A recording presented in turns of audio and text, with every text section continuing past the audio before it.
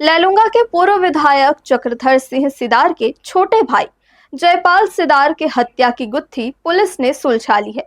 दरअसल पूरा मामला अवैध संबंध के शक का निकला, जिसमें पैरोल पर छूटे हत्या के एक आरोपी ने अपनी पत्नी के साथ अवैध संबंधों के शक पर पंचायत सचिव जयपाल सिदार के हत्या करने के लिए 1 लाख रुपए की सुपारी दी थी और 3 लोगों ने मिलकर सुनियोजित तरीके से इस हत्या की वारदात को अंजाम देकर लाश को ठिकाने लगा दिया था।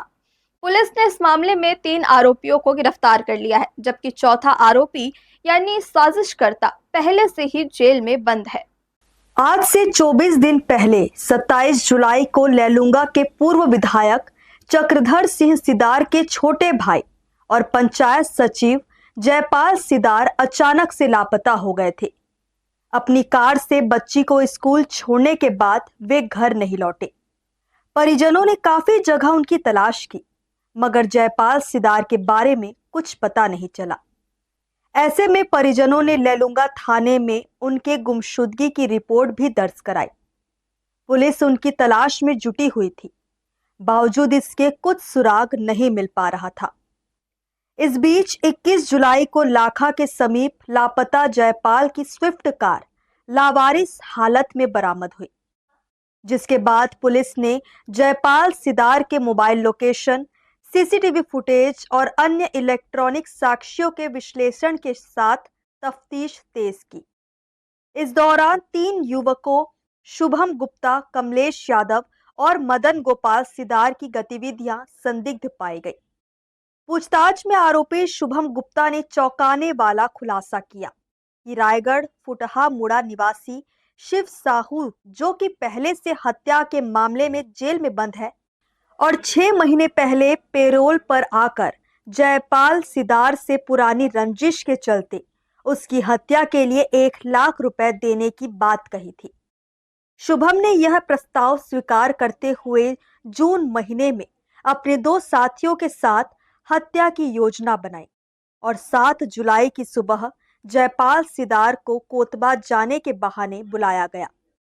शुभम, कमलेश और मदन गोपाल उनके साथ उन्हीं के कार में सवार होकर जशपुर रोड की ओर निकले और रास्ते में गमछा से गला कसकर चलती कार में ही उनकी हत्या कर दी।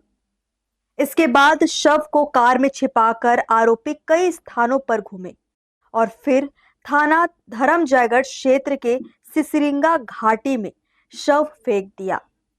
इसके बाद मोबाइल को मैनपाट के जंगल में फेंका गया और पकड़े जाने के डर से गाड़ी का नंबर प्लेट हटाकर लाखा के पास सड़क किनारे खड़ी कर आरोपी फरार हो गए।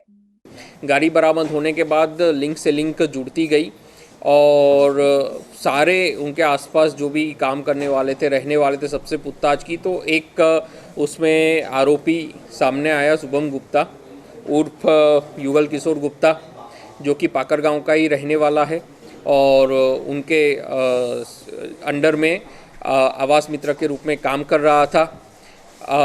उसको उसके एक दोस्त शिव साहू के द्वारा हत्या करने के लिए प्रेरित किया गया था, जिसके आधार पे जो शुभम गुप्ता है उसके द्वारा जयपाल जी को बुलाया गया। शुभम गुप्ता अपने 2 दोस्तों के साथ उनकी गाड़ी में बैठा और उनको बोला कि मुझे एक काम है, साथ में जाना है, क्योंकि दोनों साथ में काम कर रहे थे तो बातों में आ गए उसकी।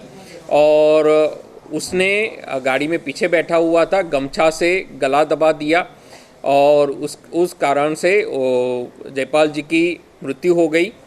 पुलिस के अनुसार पूरा मामला अवैध संबंधों को लेकर है।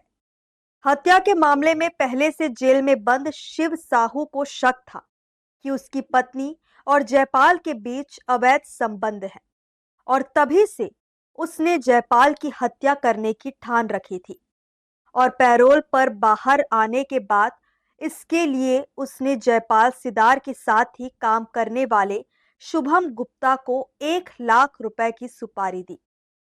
फिलहाल पुलिस ने इस मामले में शुभम गुप्ता, कमलेश यादव और गोपाल सिदार को गिरफ्तार कर लिया है, जबकि साजिशकर्ता शिव गुप्ता पहले से जेल में बंद है।